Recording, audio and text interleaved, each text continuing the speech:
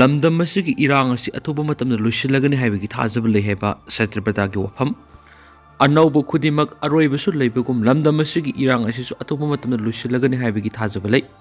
mara asida thabak phangdana leiriba nahasingbu mana pamjaba senphamsingda mating piduna mapung phanba mathau tare haina Manipur Legislative Assembly gi Speaker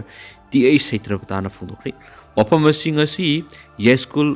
Brakhapur Baitapati Laikai da pangthokiba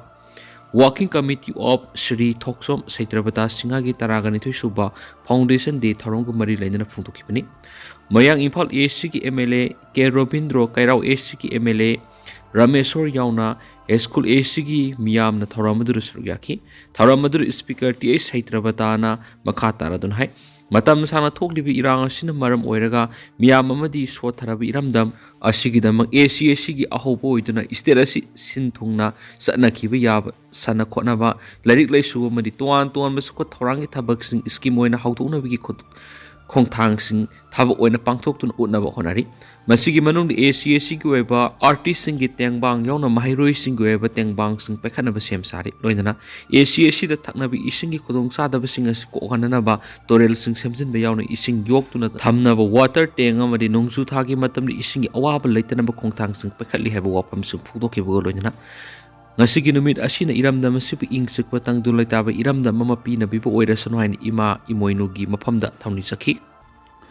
aina hayeng sauraga ipagi khungul ligani masagi isai sitaraga Sumen Kumar gi loina bina saukthok ne hingli English ngani ga kunga homdu gi me ohum digi lamdam sida tholakhiba lal sida lamdam sigi miyam gi khwai digi thamoi sokhiba thawdok sing gi manung da ama oikhiba Imphal East ki Khamel lok ta Kuki Khulai pai bisingna satharakhiba attack amada laikhidraba thawna pharaba lamdam sigi mapari pangai waiton lamkhai digi hobizam Sumen Kumar na Kuki singa lanthengnaram laga nokna maru yaudre heram laga iramda masigi damak thawai kathokhiba gi video adu ngasi phawba kanas kaunadri ayengba mipum khudimaki thamoida haktuna laikhiba video adu ubada thamoi soktaba kanasu leramloi masagi masa ugi uhai haibadumaka chapmanana thamoi sokhiba thawdoksingi matung laikhidraba Sumen Kumar gi sai tarai khakta ngariba masa nupana laikhidraba mapada saitha aduna sakpa aina hayeng sauraga sare pharaga ipagi khungul ligani haiba isai sina mipum khudingi thamoi amuk hena kaihanki adubu taibangi awa nungai munna khangjadriba Sumen Kumar gi pikliba masanupa aduda lairiba maringzel adugi marumda laikhidrabigi loinabi kiran balana ngasisu saukthokni hingli lamdam sigi thauna pharaba mapari hobizam Sumen Kumar English ngani ga khungo humdoi gi jun gi tang taraga humdoi da khamelo ki thagok laikhidabani matamduru mak sahi kunga manga suri maki punsi gi aroiba mikup adu yorakli mak yekna basingi makutta tare haiba khangna makna nokna maru yaudre haiba wahi adu ngasi phawba mipung khudimaki thamoida mutnaidan lehori mak laikhidraba matung sanglaba sahi ani helaglaba sida mak ki lehoriba pikliba masado hauji karamna lairi haibisu miyamgi khangningba wapam moiri Pangai waitu lamkhai da laiba laikhidraba Sumen Kumar gi mayumna sattuna maki loina bikiran balama sumpikliba masanopa Yubras ko unarubada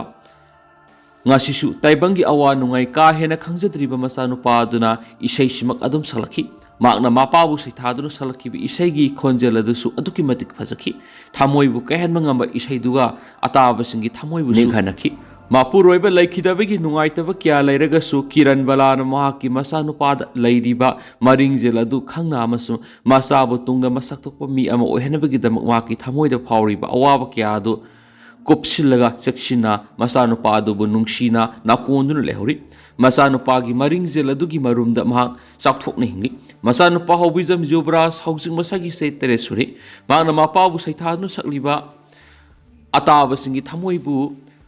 thuklahonba isai sigi mayek sing asi loang sabam bisan maiteni ibane duga isai sigi music composer na yambem azini thamoi sokpa haukraba thawdo odugi matangna hobizam ongbi kiran balana hai numit adu ma ki mapuroi laikhidre haibadu ahan mada ma sukta thajakidi adubu ma ki mapuroi bigi phone degi Kuki Khulai pai bising adugi maraktigi amana phone tawraktuna ma ki mapuroi laikhidre hairakhibedu ma khangpre khangki mangumba pawdu hektabada ma phone du पायरगा लाव खोंग कपलगा question chain मनतना करीसु उपाय लेखिदि मधुरगी मा ज्ञान अदु मांगख्रे मतम अदुर मसान प युवराजति चहिमा खत मंगाइदि यामना पिकली अदुब ताइबंगी अवा नुंगाई करीसु खंगत्रिबा पिकलीबा महागना माकी मपा लेखिद्रे हाइबदु थोकिबा थौदोकसिंग अदुगी मतांगना लोइना खंखि महाकपु अखोइना थेमजिनबेगी मुहूर्त महागना ओइना अखोइबु थेमजिनबिखि आइना कप्पा मतमदुर महागना ओइना अइंगोंदा इमा नंग कपकनु करीगी कपलिनो नंग वागनु हाइदुना माकी पिकलीबा मखुत मजादुना आइगी माइद नंथखि मतमदुर एहाक थमोइ फोकना ओ खोंगना कपखि मंगोंदा लिंगजल अमा यावी अंगांग ओइजरबसु अखोइदा अवाबा मत उथोक्ति आइना वाब उरगा माकी खुटना आइगी माइसिदा नांदुना आइबु थेमजिनबिखि किरण बलान हाइ लालसी मखा तना थोक्ता बोइसनु महाकुंभ नौना मपुरोइब काइनरबि मपुरोइबगी मिनुंगसि फंगद्रबि मपागी मरुम थुपना हिंजब फंगद्रब मसा मयाम अमा लमदमसिदा अमुक हना थुअनबिरनु लालसी अथुबद लोइसिनबिरो हाइना सुमांना मखाताना फोंदोखि असिगुम थमोइ काइरब थौदोक क्या कयानि ngasi अखोइगी इरक्ता लैरिबसि थमोइ सोक्लबा वारिसिंग असि हौख्रे हाइदुना लोइना काउथोक्लगद्रा मसि कनागी दायतनो पिकलीबा किरण बलागी मसानुपा युवराज की मथौना मरिंगजलसिगी मरुमदा चाउथोकना हिंजरीबा किरण बलागी सोक्लबा थमोइदा हंगहौरिबा वहंसिंग असिगी पाखुम कनाना पीगनी म्यांमार की मिखल नुमित मिसमदा लंदा सतखिबाबु जुंता लेंगाना यानिंगदबा फोंदोखरे म्यांमार लेंगाना था असिगी कुनगा निपाना पांगथोखिबा अहानबा तंगकी मिखल लेंगा के मयोक्ता लैबसिंगना ड्रोन रॉकेट अमसुम बॉम्ब सिजनदुना लंदा सतरखिबदा मिसम मंगा असु अपनंगन खिबाबु अकन ममोनो यानिंगदबा फोंदोकपगा लोइनना थवोंग अदु अतमनना मिसम मियाम मंगननबा थौरांग नेखि कुमजा इंग्लिसिंग अनिगा कुनगा माथोइदा मिलिटरीना लेंगाक पाइसिनदुना लेबा अदुर सिविल वार थोकलिंगै सेरासिदा अहानबा तंगकी मिखल पांगथोखिबा अमसुम तंगक अहुम थोकना मिखल पांगथोनबा थौरांग तौरिबदु मियामदा मतिक मयाइ सिन्ननबगी अखनबा खोंथांग अमनि हाइनासु म्यांमार जुंता लेंगाना फोंदोखि मिखल असिबु प्रो डेमोक्रेसी गोरिला अमसुम इथनिक माइनॉरिटी आर्मी सिंग यानिंगदबगा लोइनना मखोइना खुदुम चनसिनदुना लैरिबा मफमसिंगदा मिखल पांगथोक्तनबा अथिंगबा क्यास थमखिबनि अहानबा तंगकी मिखल अदुर मिलिटरी जुंतागी मपांग अम ओइरिबा union solidarity and development party ना लोअर हाउस की चामक अनिगी मनुंगदा मारफुगनि थोइ माइ पाखि बेरेंसु बेसोरजसु गवर्नर उनखरे मणिपुर अथुब मतमदा पॉपुलर गवर्नमेंट अमा लाप याइ हाइना कना ngangnariङै मामदि लेंगाना थाजबा पिख्रबसु आईडीपी सिंग डिसेंबर फावबद मयुम हंजिन हंदबिगी इरांग लाप याना लैरिङै सेरक्ता हानगी चीफ मिनिस्टर एन बेरेन अमसुम एमएलए थोंगाम बेसोरजिना तोंगान गवर्नर अजय कुमार बलाग उनखरे पावगी लेखुनसिंग हाइ ngana nungthil pungama makhairum tabada hana minister oirama thongju assembly constituency की एमएलए थोंगाम बेसोरजिना लोकभवन राजभवन सतुना गवर्नर अजय कुमार बलाग उनखिबनि ngara नुमिदांग पुंग तरे रोम ताबदा हान चीफ मिनिस्टर ओइरंबा हेंगांग असेंबली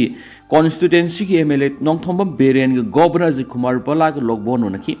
एमएलए अनि न तुंगान मी अतोप यावहंदना लोकभवन द स्टेट असिगी हेड ओइरिबा गवर्नर अजय कुमार बलाग उनखिबा दुदा करी वफुम खनखिबगी हाइबा हौजु फाव प्रेस न खंगमद्रि